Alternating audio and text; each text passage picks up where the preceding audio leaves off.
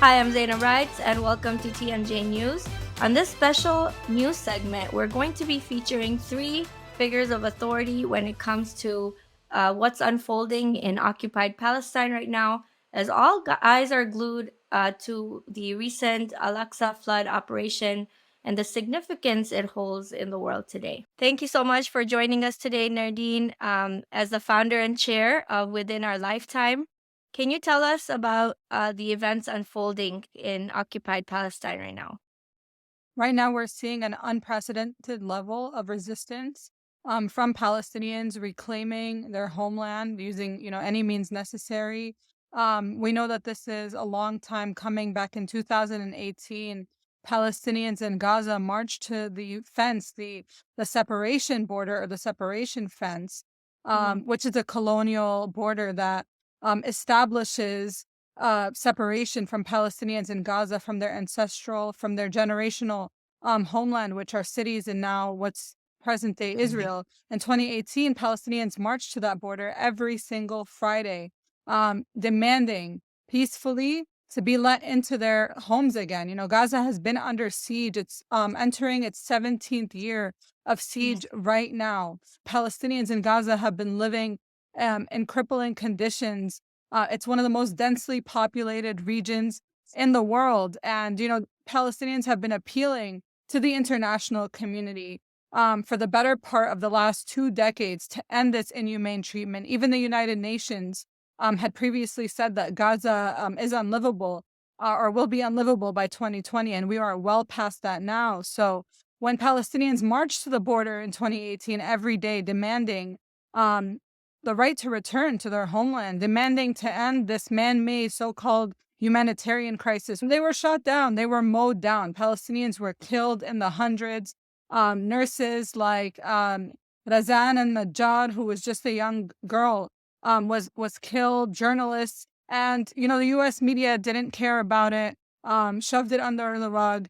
People barely batted an eyelash. Mhm. And now, just a few years later, Palestinians are taking matters into their own hands and ending the siege on Gaza themselves. And of course, we see world news, international governments condemning the Palestinian resistance once again when they are the ones who led to this moment, because never once have they done anything to meaningfully lift the siege off of Gaza or support any form of Palestinian liberation, freedom, human rights, and dignity. You have a background in law from New York. How do you interpret all of this from an international law perspective? Occupied people have the right to resist under international law. It's the occupier that does not have the right to employ violence. Of course, that has never stopped the Zionist army, the so-called Israeli army, from doing that before. We have Mhm. seen time and time again multiple military incursions on Palestine, in the Gaza Strip, even in the West Bank. And we've seen carpet bombing. We've seen thousands of people die in just the span of a couple of weeks through multiple military operations by Israel. And of course, these are considered war crimes. These are international law violations. But, law responds to power, and there has been no accountability. There has been no attempt, even at accountability, to prevent Israel from doing this once again. So I believe that under international law, Palestinians do have the right to resist colonization, to resist occupation, and to resist genocide and Mhm. annihilation. How would you explain this to people who are afraid to endorse armed resistance? I believe that colonization is inherently violent. So, if people are not understanding that supporting Palestine necessitates supporting the Palestinian right to defend ourselves and liberate our homeland by any means necessary, then they don't truly support Palestine. People cannot say that they stand with Palestine if they prefer for Palestinians to just be slaughtered without even fighting back. There has never been an instance in history where freedom has just been achieved, by appealing to the moral sensibilities of the oppressor. And even when Palestinians have done that through actions like the Great Return March, they were just shot down, they were slaughtered, they were killed, and nobody cared. So it's important to understand that supporting Palestine also means supporting the right for Palestinians to defend themselves and to decolonize their homeland. And tell me, what's the scene like in New York right now? What are people mobilizing for Palestine? Are you seeing, a readiness and preparation to get involved in what's going on from the American side? Yes, unfortunately, the politicians, as always, have been declaring support to the Zionist occupation. But of course, the politicians don't represent the people, and the people are coming out in full force. We're organizing a protest tomorrow in front of the Zionist embassy, the so-called Israeli embassy in New York City, which is its main, outpost here in the U.S., as well as possibly several other locations to demand support for people to support Palestinians' right to defend themselves, right to return to their homeland, and a right to end the occupation and colonization of Palestine, and to condemn the Israeli bombardment of Gaza right now, which has left hundreds dead and thousands injured already. Mm. Thank you so much for joining us today, Nardine, and it was a pleasure as always. And stay tuned for our next interview. Sounds good. Thank you so much for having me. Thank you for joining us today, Muhammad. You're also known as that Muslim guy. You're a fierce activist, a Palestinian, Canadian, and how are you feeling with all of these events unfolding in occupied Palestine right now? Assalamu alaikum. Thank you very much for having me. And yeah, it's definitely a mixed bag of emotions. But I was caught by surprise, as were millions and millions of people, seeing what happened yesterday morning by the Palestinian resistance, and it was very, very bittersweet. It was very sweet to see that the resistance actually doing what is their internationally preserved and internationally recognized right by the international community, which is resisting an illegal occupation. And the way they outmaneuvered one of the best funded nuclear powers in the world, from one end. From another end, knowing that that still does play into the Israeli government's hands, unfortunately, because then they get to use that resistance, those attacks, to fearmonger further their own divided population, which has been protesting for months, and now they get to use those attacks to fearmonger, to unite them, and towards what, a more extreme Palestinian hating government. And yet they'll turn around and give Ukraine $10 billion and say they're freedom fighters, but then Palestinians fight for their freedom, and we call them terrorists in the West, unfortunately. And are you worried for what's the repercussions of this resistance attack, the Al-Aqsa flood operation? What are your feelings regarding this on what's going to happen next? Benjamin Netanyahu, the Israeli prime minister, says, "Oh, we're at war."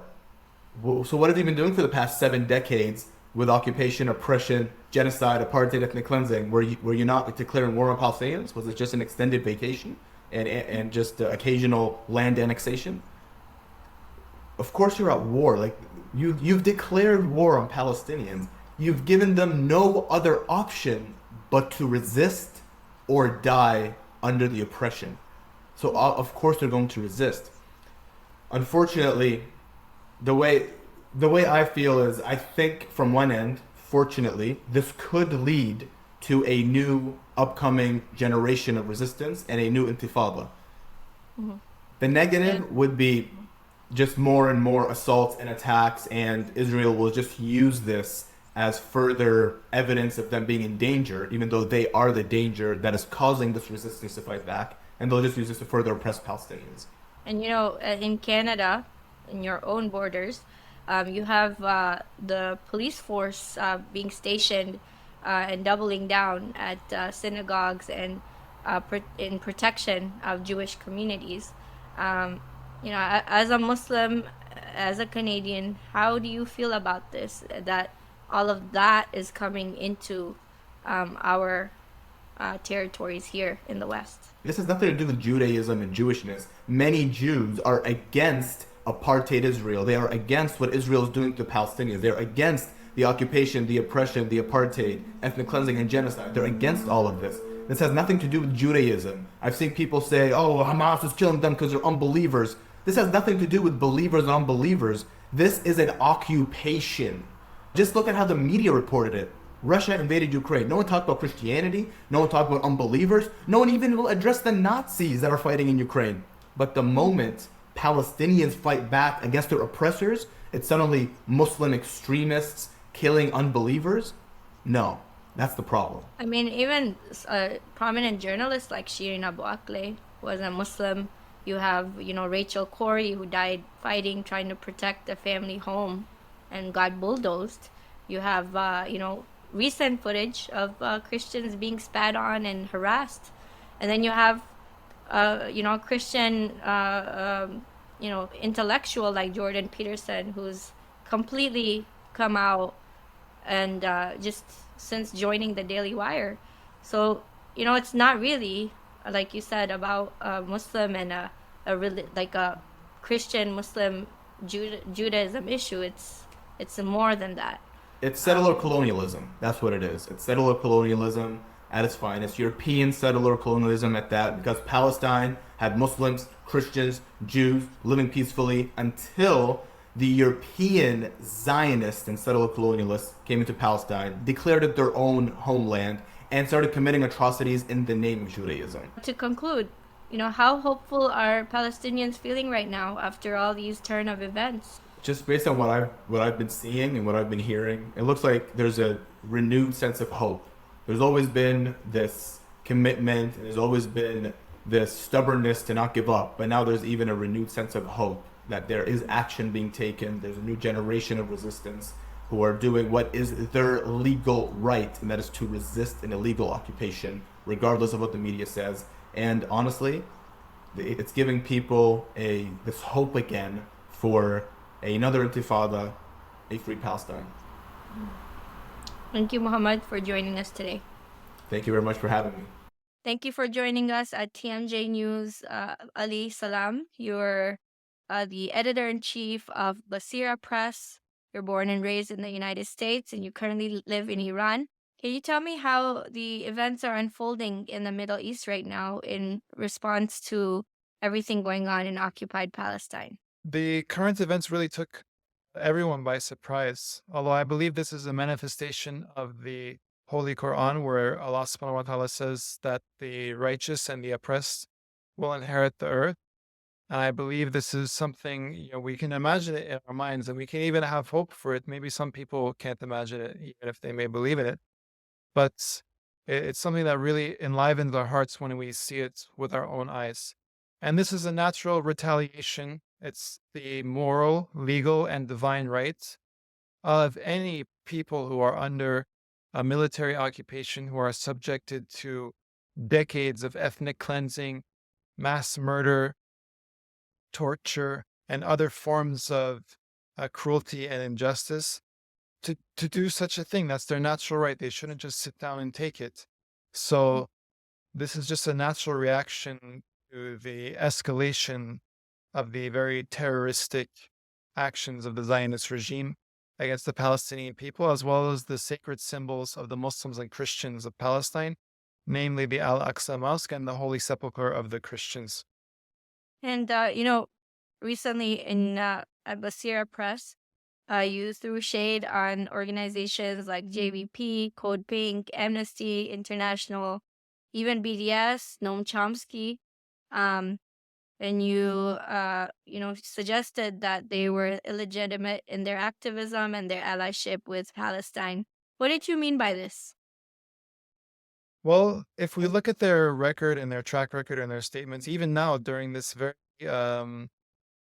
rightful and divine and moral action by the Palestinians, as would any group, regardless of their ethnicity, if they were in the same situation, that's their right. Even in the U.S., for example, people are, although there's a debate over this issue, there's the issue of right to bear arms and the right to self-defense within the United States. So why are Palestinian people not able to be afforded the same right? And why should they sit down and let a very racist and psychopathic regime that's armed with nuclear weapons just have their way with them. No, it's their right to engage in armed resistance.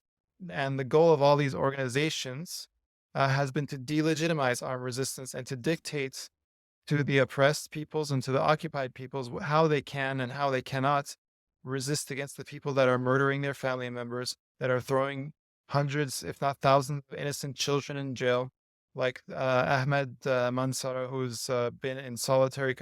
He has so many mental issues. He was abducted at a very young age, and now he's a young, either a late teenager or a young adult, and he has so many problems. Why can't they use armed resistance? Unless are these people, are these organizations trying to protect the Zionist regime from something that would actually be formidable in standing against them? Now, there have been different activist organizations and journalists. One of their websites doesn't exist anymore, but the Resistance News Network, which currently exists, before them there was the Jisr Collective, and they actually did a very in-depth report on the money that goes into some of these organizations like JVP and Code Pink, and it ties to some Zionist organizations that are of the liberal Zionist flavor, which is more deceptive, kind of like somebody like an Obama, which is they would want to salvage the Zionist regime by giving it a makeover, a PR makeover. And so J Street is the main vehicle for this. It's an NGO or a political advocacy organization that supports the likes of Bernie Sanders and other people who support the Zionist regime but feign to care about Palestinians with very superficial slogans. It's kind of like what Malcolm X, rahmatullah alayh, spoke about when it comes to the white conservative versus the white liberal. The same thing goes for the Zionists. There's a false dichotomy that they play upon in order to distract the efforts of the oppressed to regain their legitimacy and sovereignty. And to conclude, you're as the editor-in-chief of a news outlet that's largely independent, always goes against the mainstream Western narrative. What have you noticed when it comes to the coverage of how all of this is being reported in the West, and how is it going to be continued to do so? As far as the mainstream media concerned, it's obvious they're lying. They don't present the whole context, and they hope that the viewer is uninformed, so they present the Israeli as the victim and the Palestinian as the psychopathic man, when it's actually in reverse. They're doing a lot of projecting. So the reason this is dangerous is because, being anti-establishment, it seems like, oh, they're willing to be bold and tell the truth about certain things, but then they tell, maybe out of 10 things that they say, they tell you 8 truths and 2 lies. And on the subject of the Zionist regime, those are the lies that they tell you. I think this is not just something that is limited to one region. I think this is a global litmus test, and it will determine the future of the political landscape of the world, I believe, based on this litmus test. Thank you so much, Ali, for joining us today. And Thank you very much. I hope to have you again next time. Thank you. Me as well. It's been an honor. Thank you for watching this important news segment. For more in-depth analysis and updates as things continue to unfold, please follow us on Telegram and sign up for our Muslim Brew newsletter, which will have in-depth, uncensored, and unfiltered news on the current events today.